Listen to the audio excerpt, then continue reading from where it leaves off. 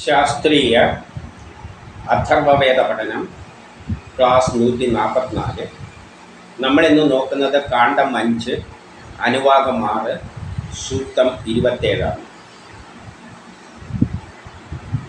ഇന്ന് നമ്മൾ അഗ്നിയുടെ കഴിവുകളെ പറ്റിയാണ് പറയുന്നത്.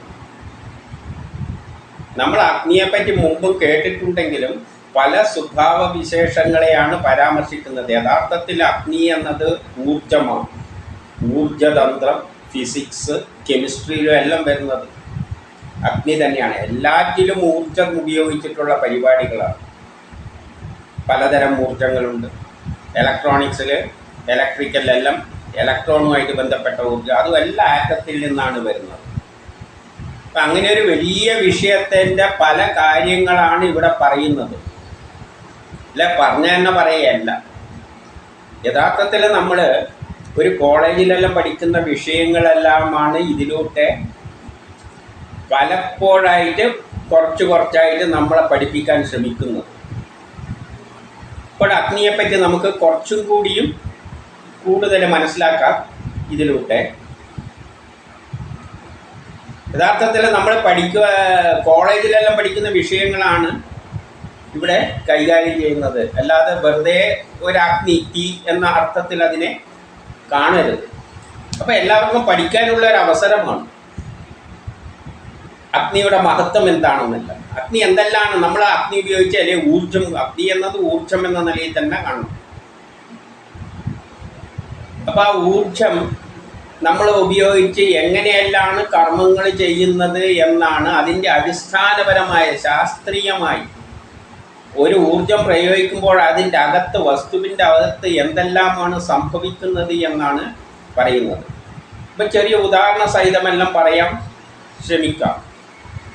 അതുകൊണ്ടാണ് ചോറ് വെക്കുന്ന കാര്യമെല്ലാം പറയുന്നത്. ഇത് തന്നെയാണ് വലിയ കാരണം. നമുക്ക് ഒരു ബ്ലേഡ് കൊണ്ട് പഴം മുറിക്കാം. കാരണം ഹാർഡ്നെസ് കൂടുതലാണ് പഴത്തെക്കാട്ടി ബ്ലേഡിന്. അപ്പോൾ ഈ തത്വം മനസ്സിലാക്കി കഴിഞ്ഞാൽ ഇരുമ്പിനെ അതിനെക്കാട്ടിയും കട്ടിയായ ഹാർഡായ വസ്തു കൊണ്ട് മുറിക്കാം. പഴം മുറിക്കുന്ന മാതിരി തന്നെയാണ്, വേറെ പ്രശ്നമൊന്നുമില്ല. ഏതിനെ കൊണ്ട് മുറിക്കാം. പക്ഷെ എന്തായിരിക്കണം, മുറിക്കുന്ന സാധനത്തിന് ഹാർഡ്നെസ് കൂടുതലുണ്ടാക്കും. അല്ലെങ്കിൽ നമ്മൾ ഇരുമ്പെല്ലാം കട്ട് ചെയ്യുമ്പോൾ നമ്മൾ ചിന്തിക്കുമ്പോൾ ഇതെങ്ങനെ സാധിക്കുന്നു. തത്വം ഇത്രയേ ഉള്ളൂ സയൻസ്. ഹാർഡായതിനെ കൊണ്ട് അതിനെക്കാട്ടി ഹാർഡ് കുറഞ്ഞതിനെ കട്ട് ചെയ്യാം, ഇത്രയേ ഉള്ളൂ. പഴം സോഫ്റ്റാണ്, കത്തി കൊണ്ട് മുറിക്കാം, അല്ലെങ്കിൽ കൈ കൊണ്ട് തന്നെ നഖത്തുകൊണ്ട് മുറിക്കാം, അല്ലെങ്കിൽ ഒരു തടിക്കട്ടിൽ ഉപയോഗിച്ചിട്ട് മുറിക്കാം. കാരണം അതിനെക്കാട്ടി ഹാർഡാണ് എന്തിനെക്കാട്ടി.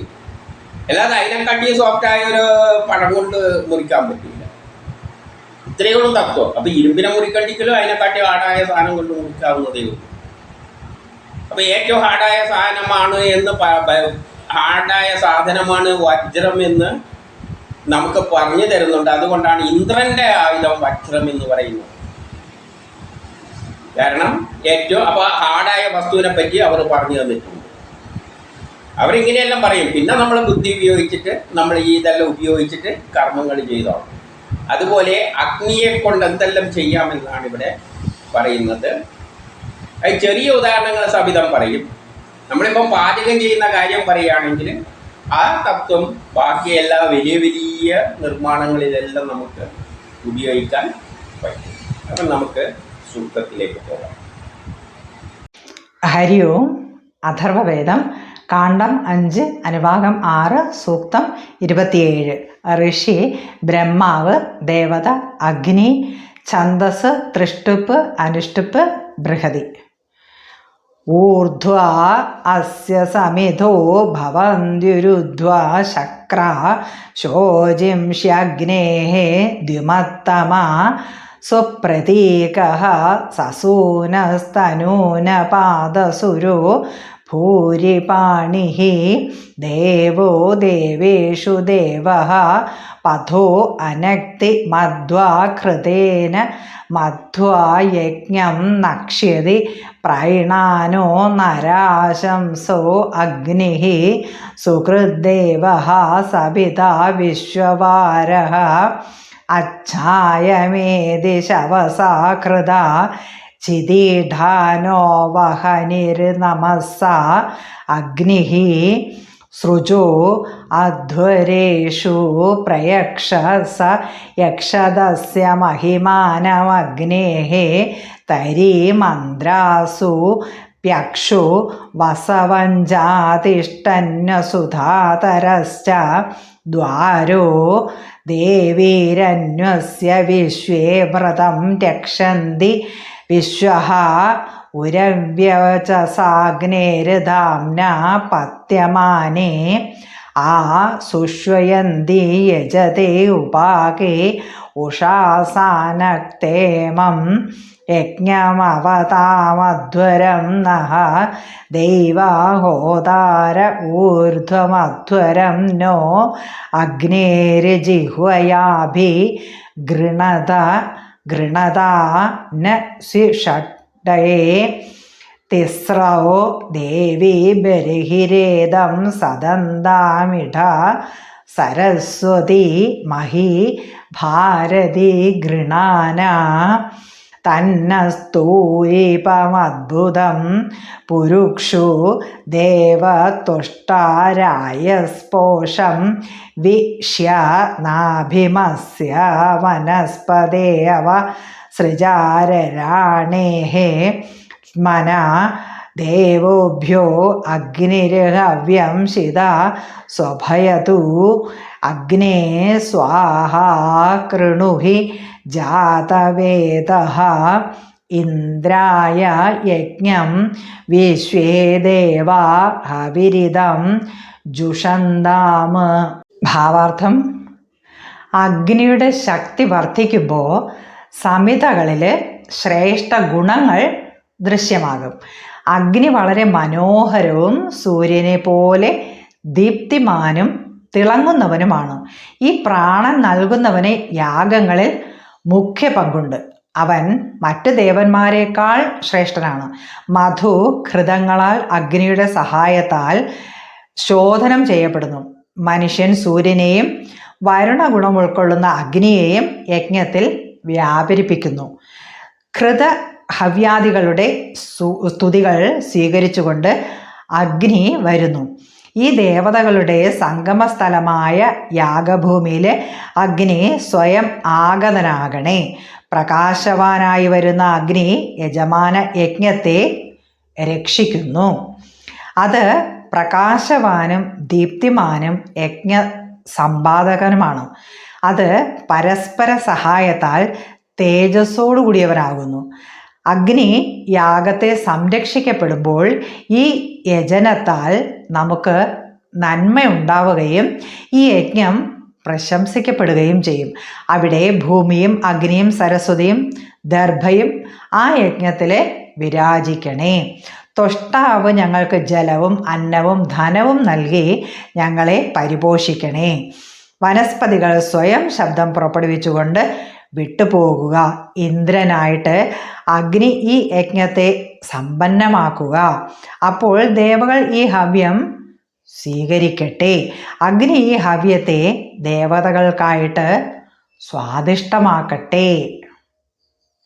ഇവിടെ പറയുന്നത് അഗ്നിയുടെ ശക്തി വർദ്ധിക്കുമ്പോൾ സമിതകളിൽ ശ്രേഷ്ഠമായ ഗുണങ്ങൾ ദൃശ്യമാകും.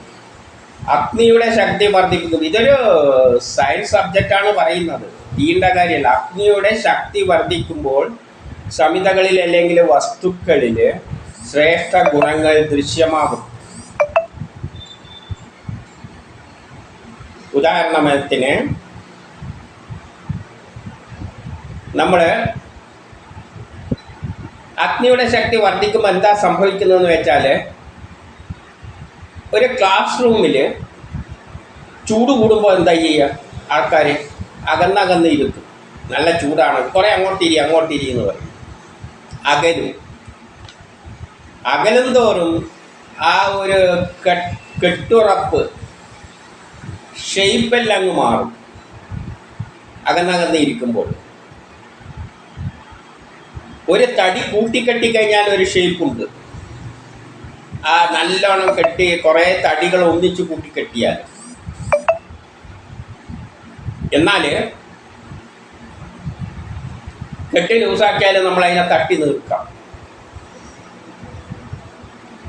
അതേപോലെ അഗ്നി പ്രയോഗിക്കുമ്പോൾ അതിലുള്ള ആറ്റങ്ങൾ, എല്ലാ വസ്തുക്കളും ആറ്റങ്ങളെ കൊണ്ടാണ് നിർമ്മിച്ചിരിക്കുന്നത്.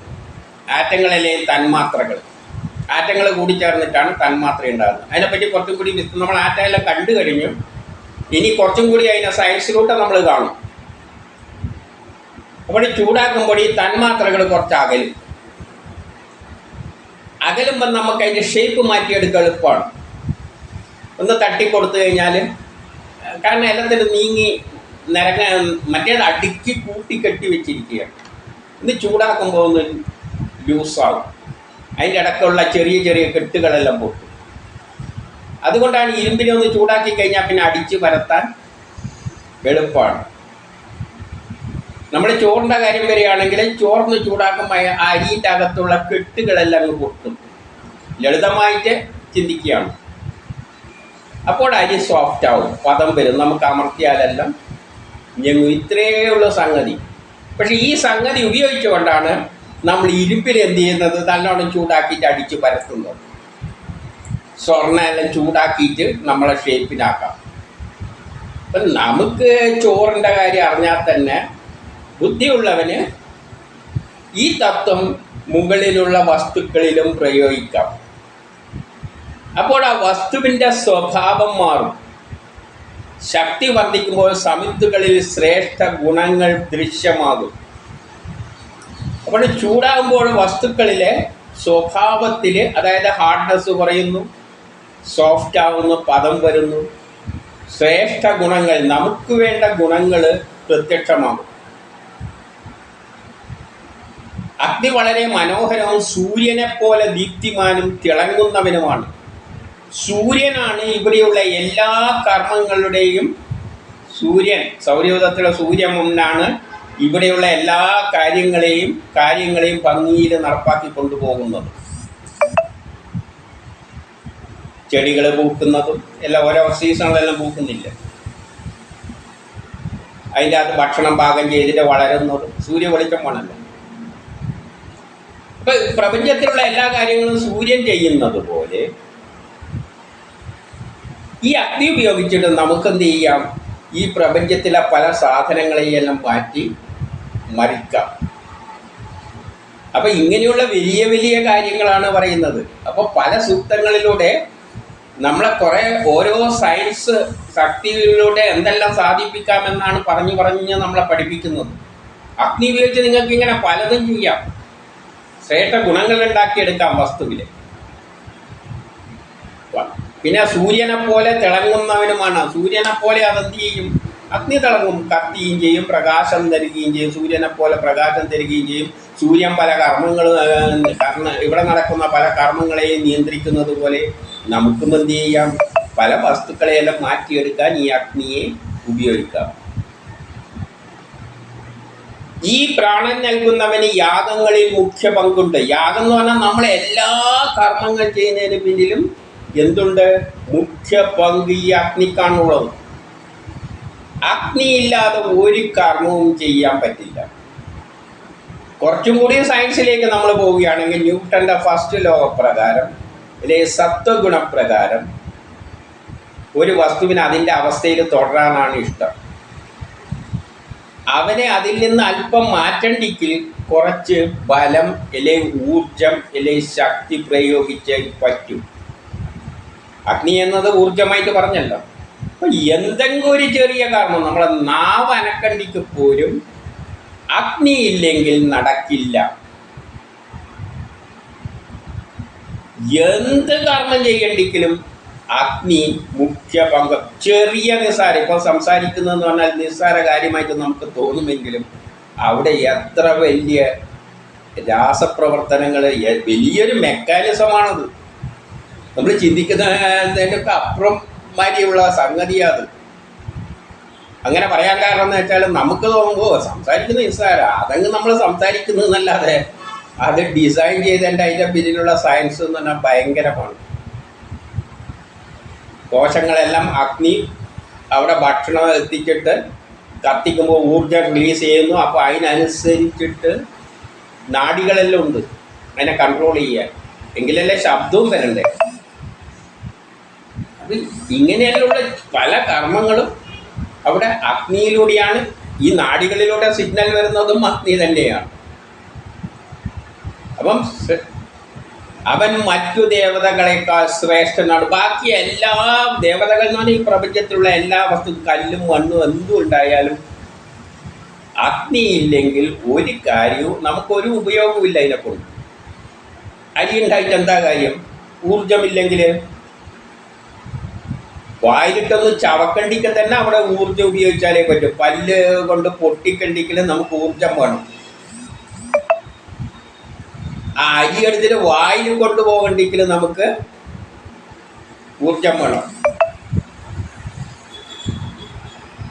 പഴം കിടക്കുകയാണെന്ന് വെച്ചാൽ, മുമ്പിലൊരു പഴം കിടക്കുകയാണ്, വിശക്കുന്നത്, തിന്നണമെന്ന് വെച്ച് കഴിഞ്ഞാൽ അതിനൊന്ന് എടുത്തിട്ട് വായി കൊണ്ടുപോകണ്ടെങ്കിൽ കൈക്കെന്ത് വേണം? ഊർജം വേണം. അതുകൊണ്ടാണ് ചില രോഗികളെല്ലാം തളർന്നു കിടക്കുമ്പോഴും നമ്മളെടുത്ത് വായിലിട്ട് കൊടുക്കണം. കാരണം അവനിൽ ഊർജമില്ല. അപ്പോൾ ഒന്ന് അല്പമൊന്ന് നമ്മൾ ചിന്തിക്കണ്ടിക്ക് തന്നെ ഊർജം വേണം. അപ്പം അവൻ മറ്റു ദേവതകളെക്കാൾ ശ്രേഷ്ഠമാണ്. ബാക്കിയുള്ളതെല്ലാം നിസ്സാരമാണ്. നമുക്ക് എത്ര വലിയ കോടീൻ്റെ കാറുണ്ടായാലും ആ കാറുണ്ടാക്കേണ്ടിക്ക് തന്നെ ഊർജ്ജം വേണം. അത് പോട്ടെ, ഇതെല്ലാം ഉണ്ടായി കിട്ടിയെന്ന് ഇങ്ങനെ ആകാശത്തുനിന്ന് പെട്ടെന്നൊരു കാറ് വന്ന് വീണെന്ന് വെച്ചു, അത് ഓടിക്കണ്ടിക്ക് ഊർജ്ജം വേണം. അപ്പോൾ ഊർജമില്ലെങ്കിൽ ഒന്നും നടക്കില്ല. അപ്പം മറ്റു ദേവതകളെക്കാൾ എന്തിനേക്കാളുടെയും ശ്രേഷ്ഠമാണ് ഈ അഗ്നി. വേദം പറയുന്ന ഈ വാക്കുകൾ നിസ്സാര കാര്യങ്ങളല്ല. നമ്മൾ എന്തെല്ലോ ഇങ്ങനെ ചൊല്ലിക്കൊണ്ട് നടക്കുകയായിരുന്നു ഇത്ര കാലം. പക്ഷെ ഇതിൻ്റെ ആ ശാസ്ത്രീയ വശത്തിലേക്കാണ് നമ്മളെ ചിന്തകളെ കൊണ്ടുപോകുന്നത്. മധുകൃതങ്ങളാൽ അഗ്നിയുടെ സഹായത്താൽ ശോധനം ചെയ്യപ്പെടുന്നു. എല്ലാത്തിനെയും ശുദ്ധീകരിക്കാനും പാകപ്പെടുത്തിയെടുക്കാനെല്ലാം അഗ്നി വേണം. പാല് കടഞ്ഞിട്ട് അതിൽ നിന്ന് വെണ്ണ എടുക്കണ്ടെങ്കിലും ഊർജം വേണം. പിന്നെയോ മനുഷ്യൻ സൂര്യനെയും ഗുണം ഉൾക്കൊള്ളുന്ന അഗ്നിയെയും യജ്ഞത്തിൽ വ്യാപരിക്കുന്നു. സൂര്യനെയും വേണം. സൂര്യനാണ് നമ്മളെ കർമ്മങ്ങളെ മുഴുവൻ നിയന്ത്രിക്കുന്നത്. സൂര്യനാണ് നമ്മൾ കർമ്മം ചെയ്യുന്നത്. വരുണ ഗുണങ്ങളിൽ ഉൾക്കൊള്ളുന്ന അഗ്നി വരുണനുമായിട്ട് ബന്ധപ്പെട്ടിട്ടുണ്ട്. വരുണനാരാണെന്ന് വേദപഠന ക്ലാസ്സിൽ അടുത്ത 1-2 ക്ലാസ്സിനടുപ്പിച്ച് നമ്മൾ കാണും. വരുണനാരാണെന്ന് അഗ്നിയെ നമ്മൾ മനസ്സിലാക്കി, ആറ്റങ്ങളെ തന്നെ മനസ്സിലാക്കി. ഇനിയിപ്പം നമ്മൾ ഇവിടെ എല്ലാം പറയുമ്പോൾ ഈ സയൻസ് വെച്ച് തന്നെയാണ് പോകുന്നത്.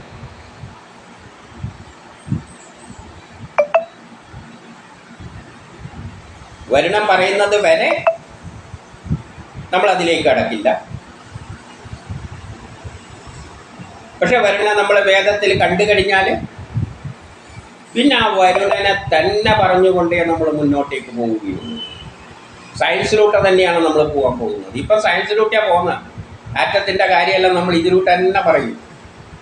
വേദപഠന ക്ലാസ്സിൽ ആ ബേസിക് പഠിച്ചു കഴിഞ്ഞാൽ പിന്നെ നമ്മളതെല്ലാം എടുത്തിട്ട് പിന്നെ ശാസ്ത്രീയമായി തന്നെയാണ് ഓരോ വരികളെയും നമ്മൾ വ്യാഖ്യാനിച്ചു പോവുക. പക്ഷെ എളുപ്പമായിരിക്കും, അധികം പറയണ്ട. അപ്പോൾ അഗ്നിയെ യജ്ഞത്തിൽ വ്യാപരിപ്പിക്കുന്നു. ഹവ്യാദികളുടെ സ്തുതികൾ സ്വീകരിച്ചുകൊണ്ട് അഗ്നി വരുന്നു. നമ്മൾ നൽകുന്ന വസ്തുക്കൾ ഹവ്യാദികൾ അവയുടെ സ്തുതി സ്വീകരിച്ചുകൊണ്ടാണ് അഗ്നി വരുന്നത്. ഇപ്പം ഒരു വസ്തു കത്തിക്കാൻ വേണ്ടി വെക്കുമ്പോൾ തീപ്പെട്ടി ആയിട്ട് തടിയുടെ പെട്രോളിൻ്റെ അടുത്ത് വരുമ്പോൾ അവയുടെ സ്തുതി അനുസരിച്ച്, സ്തുതി എന്ന് പറഞ്ഞാൽ വേദമന്ത്രങ്ങൾ, സയൻസിൻ്റെ അടിസ്ഥാനത്തിൽ അഗ്നി വരും. ഒരു ബോംബ് അല്ലെങ്കിൽ ഒരു പടക്കം തിരിയെല്ലാം വെച്ചിട്ട് അതിൻ്റെ അടുത്തേക്ക് അഗ്നിയെ കൊണ്ടുവരുമ്പോൾ അഗ്നി പറയും, ആ ശരി, ഞാൻ ശരിയാക്കി തരാം, പൊട്ടിച്ചേരാന്ന് പറഞ്ഞ് പൊട്ടിച്ചു തരും. സ്തുതി അനുസരിച്ചിട്ട് അങ്ങ് പടക്കം ശരിക്കും ഉണ്ടാക്കണം. മര്യാദയ്ക്ക് ഉണ്ടാക്കിയിട്ട് ശൂന്നായി. അപ്പം ശരിയായ നിലയിൽ ശാസ്ത്രത്തിൻ്റെ സയൻസിൻ്റെ അടിസ്ഥാനത്തിൽ പടക്കം ഉണ്ടാക്കി വെച്ച് കഴിഞ്ഞാൽ അല്ലെങ്കിൽ റോക്കറ്റ് ഉണ്ടാക്കുമ്പോൾ അതിൻ്റെ ശാസ്ത്രത്തിൻ്റെ അടിസ്ഥാനത്തിൽ എല്ലാ സാധനങ്ങളും റെഡിയാക്കിയിട്ട് ഇന്ധനമെല്ലാം വെച്ചിട്ട് അഗ്നിയോട് പറഞ്ഞിട്ട് വിടുന്ന് പറഞ്ഞാൽ കത്തിച്ച് കഴിഞ്ഞാൽ ഞാൻ ശരിയാക്കി തരാം, ഇപ്പം ശരിയാക്കി തരാമെന്ന് പറഞ്ഞു. റോക്കറ്റ് മര്യാദയ്ക്ക് പോകും. ശ്രുതി ശരിയല്ലെങ്കിൽ നേരെ മൂക്കൂത്തി, അല്ലെങ്കിൽ പടകശൂന്നായി. അപ്പം കൃത ഹവ്യാദികളുടെ സ്തുതികൾ സ്വീകരിച്ചുകൊണ്ട് അഗ്നി വരുന്ന ആ ശാസ്ത്രത്തിൻ്റെ അടിസ്ഥാനത്തിൽ അഗ്നി വന്നിട്ട് കത്തിക്കും. അല്ലാതെ തീപ്പെട്ടി വരച്ചിട്ട് വെള്ളത്തിൻ്റെ മേലെ വെച്ചിട്ട് കത്ത് എന്ന് പറഞ്ഞാൽ അഗ്നി ഒരു ചുക്ക് ചെയ്യാൻ പോകുന്നില്ല. അപ്പം സ്തുതികൾ ഉണ്ടാകണം. കത്തുന്ന സാധനത്തിന് കത്തിക്കാനേ അഗ്നി വരുള്ളൂ. അപ്പം സയൻസാണ് പ്രധാനം. ഈ ദേവതകളുടെ സംഗമസ്ഥലമായ യാഗഭൂമിയിൽ, അങ്ങനെ യാഗഭൂമിയിൽ ഈ ദേവതകളെല്ലാം ഒത്തുവരുമ്പോൾ അഗ്നി സ്വയം ആഗതനാകണേ. അതായത് റോക്കറ്റെല്ലാം ഉണ്ടാക്കി വെച്ച് എല്ലാ ഭാഗങ്ങളെല്ലാം ഭംഗിയാക്കി വെച്ച് ഫിക്സ് എല്ലാം ചെയ്ത് വെച്ചിട്ട് അപ്പോൾ എന്ത് വേണം? സമയത്തുമ്പോൾ അഗ്നി വരണം. എന്തിന്? മൂട്ടിൽ തീ കൊടുക്കാൻ.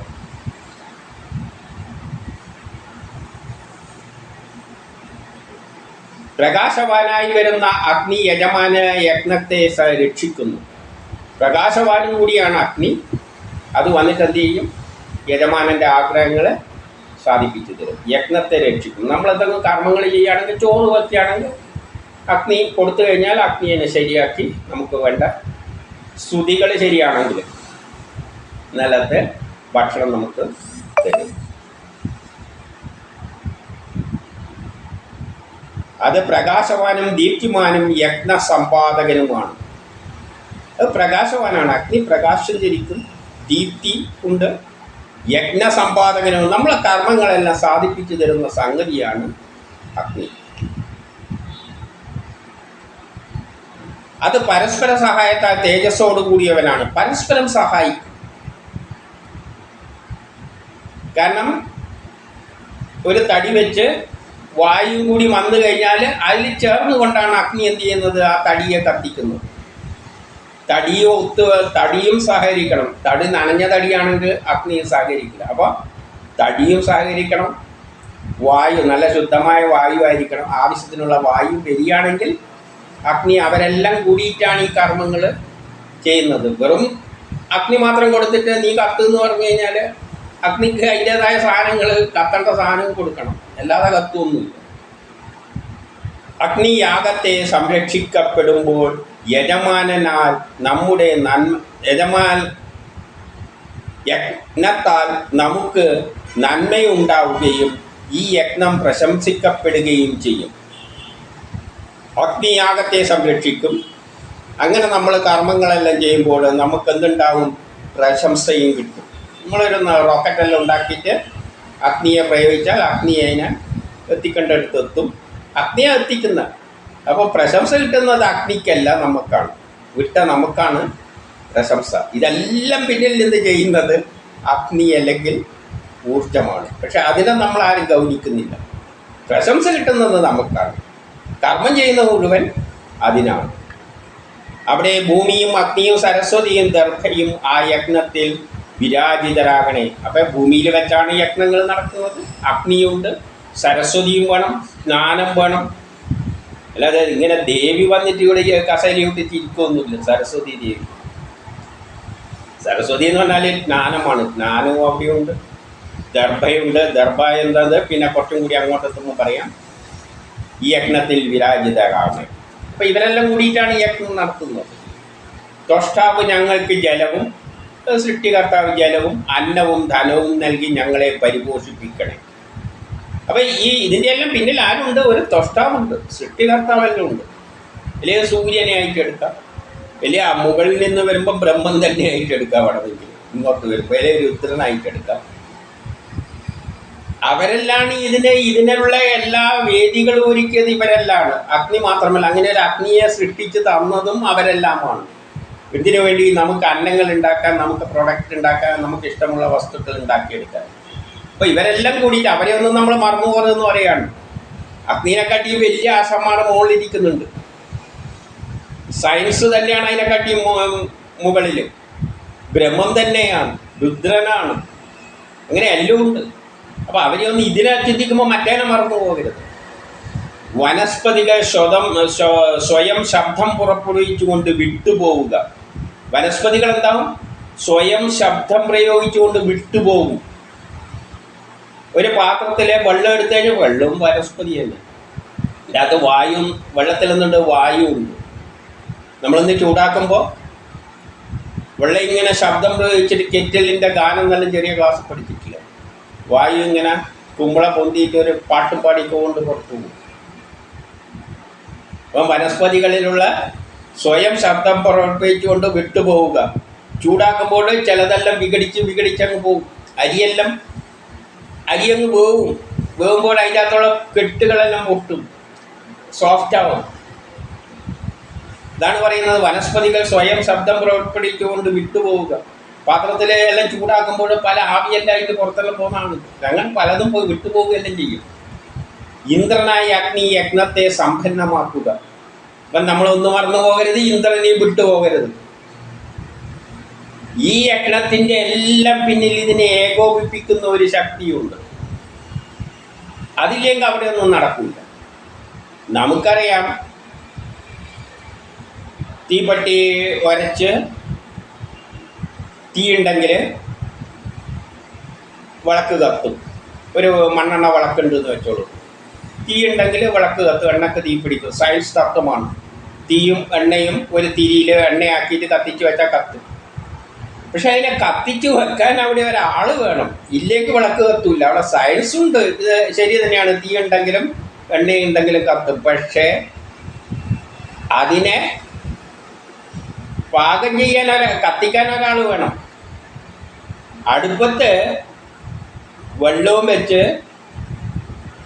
ചില സാധനങ്ങളെല്ലാം ഇട്ട് കത്തിച്ചാൽ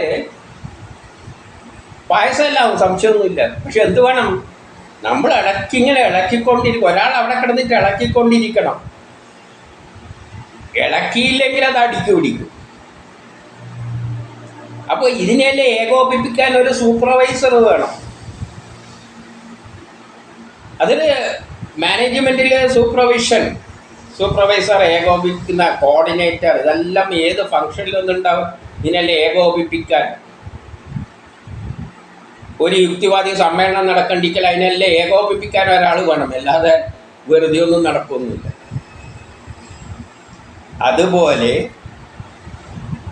ഈ രാസപ്രവർത്തനങ്ങൾ ആണ് നടക്കുന്നത്. ഒരു പാത്രത്തിൽ ചോറ് വെക്കുമ്പോഴും അതിൻ്റെ അകത്ത് പല വസ്തുക്കളെല്ലാം മിക്സ് ചെയ്ത് ഇന്ന അറ്റത്തെ പൊട്ടിച്ച് ഇന്ന ബോണ്ട് പൊട്ടിച്ച് മറ്റേതുമായിട്ട് ചേർത്ത് ഇങ്ങനെയെല്ലാം ആക്കി വെക്കാൻ അവിടെ ഒരു കോർഡിനേറ്റിംഗ് സംഗതി വേണം. ആ കോർഡിനേറ്റിംഗ് സംഗതിക്കാണ്, ആ നിയന്ത്രിക്കുന്ന സംഗതിക്കാണ് ഇന്ദ്രൻ എന്ന് പറയുന്നത്. അപ്പം അദൃശ്യമായ ചില നിയന്ത്രിക്കുന്ന ശക്തികളുണ്ട്. അത് സയൻസുമായിട്ട് ബന്ധിപ്പിച്ചിട്ടാണ് അത് വരുന്നത്. ഇന്ദ്രനും സയൻസിൻ്റെ സ്തുതികളുടെ അടിസ്ഥാനത്തിൽ കൊടുത്താലേ അത് ചെയ്യുള്ളൂ. അപ്പം ഇന്ദ്രനായി അഗ്നി. അപ്പം ആരാണ്? ഇന്ദ്രനാണ് അവിടുത്തെ സൂപ്പർവൈസർ. അദ്ദേഹത്തെയും മറന്നു പോകരുത്. ഇവിടെ ഒരു ഇന്ദ്രൻ എന്നൊരു പ്രേരക ശക്തിയുണ്ട്. ഇതിനെല്ലാം ഏകോപിപ്പിക്കുന്ന പ്രേരക ശക്തി. ഈ പ്രേരക ശക്തിയല്ലേ എവിടെ നിന്ന് വന്നതാണ്? ബ്രഹ്മത്തിനൊരു ലക്ഷ്യമുണ്ട്, സുന്ദരമായ ഒരു ലോകമുണ്ടാക്കണം. അപ്പം ആ ബ്രഹ്മത്തിൻ്റെ പ്രേരക ശക്തി പരമാത്മാവെന്ന പ്ലാനിലൂടെ പലതായി പ്രേരക ശക്തികളായിട്ട് വിവരിച്ചു. ആദ്യത്തെ 3 പ്രേരക ശക്തികളാണ് സൃഷ്ടി, സ്ഥിതി, സംഹാരം. 3 രൂപത്തിലാണ് കർമ്മങ്ങൾ നടക്കുക. അത് തന്നെ പല പ്രേരക ശക്തികളായി വരുമ്പോൾ ഏകോപിപ്പിക്കുന്ന ആ ശക്തിയാണ് ഇതിനെയെല്ലാം ഇന്ദ്രൻ. അതെല്ലാം മാനേജ്മെൻറ്റ് സബ്ജക്റ്റും എല്ലാം പഠിച്ച് അത്തരത്തിൽ ദീർഘമായി വീക്ഷിക്കുമ്പോഴേ ഇതിനൊരു ഏകോപനമില്ലെങ്കിൽ കാര്യങ്ങളൊന്നും നടക്കില്ല. നമ്മളെ ഒരു പരിപാടിയും ഏകോപിപ്പിക്കാൻ ഒരാളില്ലെങ്കിൽ നടക്കില്ല. പിന്നെ ഈ പ്രപഞ്ചത്തിൽ നടക്കുന്ന ഇത്തരം വലിയ രാസപ്രവർത്തനങ്ങൾ എന്ന് പറഞ്ഞാൽ എന്തെല്ലാം അവിടെ നടക്കുന്നത്. അപ്പം അതിന് മുമ്പിലെല്ലാം ഒരു പ്രേരക ശക്തിയുണ്ട്. ആ പ്രേരക ശക്തിയാണ് ഇന്ദ്രൻ. അപ്പം ഇന്ദ്രനെയും നമ്മൾ മറന്നു പോകരുത്. ഇന്ദ്രനായാണ് അഗ്നി ഈ യജ്ഞത്തെ സമ്പന്നമാക്കുക. അപ്പോൾ ദേവകൾ ഈ ഹവ്യം സ്വീകരിക്കട്ടെ. ദേവകൾ എന്ന് പറഞ്ഞാൽ അപ്പോൾ മറ്റുള്ള അരിയും വെള്ളവും ഇതെല്ലാം സ്വീകരിച്ചിട്ട് മറ്റുള്ള ദേവതകളും ഉണ്ട്. അതെല്ലാം നമ്മൾ ഓരോന്നായിട്ട് പിന്നീട് കാണും. അഗ്നി ഹവ്യത്തെ ദേവതകൾക്കായിട്ട് സ്വാദിഷ്ടമാകട്ടെ. ആർക്കാണിത് നമ്മൾ കൊടുക്കുന്നത്? ദേവതകൾക്കായിട്ടാണ് കൊടുക്കുന്നത്. അതായത് അഗ്നിയെ നമ്മൾ കൊടുക്കുന്നത് അരിക്കാണ്. അഗ്നിയെ അരിയാണ് എടുത്തിട്ട് വെള്ളമാണ് എടുത്തിട്ട് അതിൻ്റെ അകത്തുള്ള ബോണ്ട് പൊട്ടിച്ചിട്ട് അത് വേറൊരു വസ്തുവായിട്ട് മാറുകയാണ്. നമ്മളല്ല അത് ചെയ്യുന്നത്. നമ്മൾ അഗ്നിയും കൊടുക്കുന്നു, വെള്ളവും കൊടുക്കുന്നു, അരിയും കൊടുക്കുന്നു. അപ്പം അഗ്നിയെ അരിയും വെള്ളവും എടുത്തിട്ട് അതിനെ ഉപയോഗിച്ചുകൊണ്ട് ഇന്ദ്രനാണ് അതിനെ കോർഡിനേറ്റ് ചെയ്യുന്നത്. എന്നിട്ട് അഗ്നി അതിൻ്റെ അകത്തുള്ള ബോണ്ടുകളെ പൊട്ടിച്ചിട്ട് അതിൻ്റെ അകത്തുള്ള ആറ്റങ്ങൾ അതിനനുസരിച്ച് മാറ്റപ്പെടുന്നു. ഇലക്ട്രോണുകൾ അതിൻ്റെ അനുസരിച്ച് പുതിയൊരു ഫോമിലേക്ക് മാറുന്നു. അപ്പോൾ ആ വസ്തുവിന് പുതിയൊരു രൂപമായി മാറുന്നു. നമ്മൾ കൊടുത്ത വസ്തുവല്ല അവിടെയുള്ളത്. അപ്പം നമ്മൾ ഈ കൊടുത്തതല്ല, ആ സിസ്റ്റമാണ് എടുത്തത്, ആ ദേവതകളാണ് എടുത്തത്. നമ്മൾ കൊടുത്തത് അരിയും വെള്ളമാണ്. പക്ഷെ നമുക്ക് തിരിച്ചു കിട്ടുന്നത് അരിയും വെള്ളവുമല്ല, ചോറാണ്. ചോറും അരിയും വെള്ളവും തമ്മിൽ രണ്ടും വ്യത്യസ്തമായ വസ്തുക്കളാണ്. അരിയും വെള്ളവും അല്ല ചോറ്. അതിൻ്റെ ഘടനയെല്ലാം മാറിപ്പോയി. അത് പുതിയ വസ്തുവാണ്. അപ്പോൾ ഈ കൊടുത്ത വസ്തുവല്ല ആരെടുത്ത്? അവരാണ് ഇതെല്ലാം കൂടി ഉപയോഗിക്കുന്നത്. ദേവതകളാണ് ഉപയോഗിക്കുന്നത്. ആ സിസ്റ്റമാണ്, ആ സിസ്റ്റത്തിലുള്ള ദേവതകളാണ് അതിനെ എല്ലാം എടുത്തിട്ട് അതെല്ലാം അവർ എടുക്കുകയാണ്. കൊടുത്തതെല്ലാം അവർ സ്വീകരിക്കുകയാണ്. ഇന്ദ്രനും എല്ലാം കൂടിയിട്ട് സ്വീകരിച്ചിട്ട് നമുക്കെന്ത് തരും? പുതിയൊരു വസ്തു തരും. ഇത് കുറേ സൂക്ഷ്മമായിട്ടുള്ള ഒരു വിശകലനമാണ് വേദങ്ങൾ. ഇത് അഥർവവേദം. നമ്മൾ അഗ്നി എന്ന് പറഞ്ഞാൽ നമ്മൾ ചെറുത് പഠിച്ചെന്താണ്? അത് നമുക്ക് അഗ്നിയിലെ തീനെ പേടിയാണ്. അതുകൊണ്ട് അന്നുള്ള ആൾക്കാരെല്ലാം തീനെ ഇങ്ങനെ സ്തുതിച്ചോളാം, എന്നെ ഒന്നും ചെയ്തേക്കരുത്, എന്നെ പൊള്ളിച്ചേക്കരുത്, എന്നെ തീപിടിപ്പിച്ചേക്കരുത് എന്നെല്ലാം പേടിച്ചിട്ട് സ്തുതിക്കുന്നതെന്നും പറഞ്ഞ് പഠിപ്പിച്ച് വെച്ചിരിക്കുകയാണ് ആര്? നമ്മളെ വിദ്യാഭ്യാസ സ്ഥാപനങ്ങൾ ചെറുതിൽ. അങ്ങനെയൊന്നും അല്ല. ഇത് ഉൾക്കൊള്ളണമെങ്കിൽ കുറേ സയൻസ് പഠിച്ചേ പറ്റൂ. അല്ലാതെ ആർക്കും വേദത്തിലേക്ക് കിടക്കാൻ പറ്റില്ല. നല്ല സയൻസ് ജ്ഞാനമുണ്ടെങ്കിൽ ഒന്നേ നിന്ന് തന്നെ പഠിക്കണം.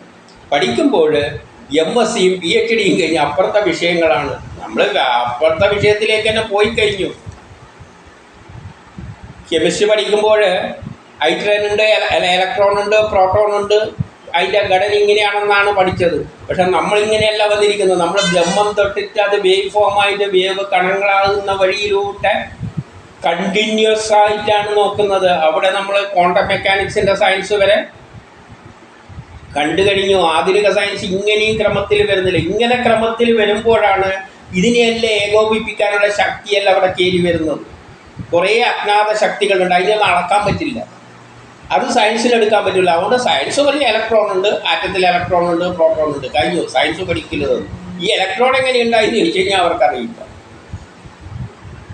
ഇതിനാരാണ് എടുത്ത് ഇതിൻ്റെ വീട്ടിൽ ചുറ്റിപ്പിച്ചത്?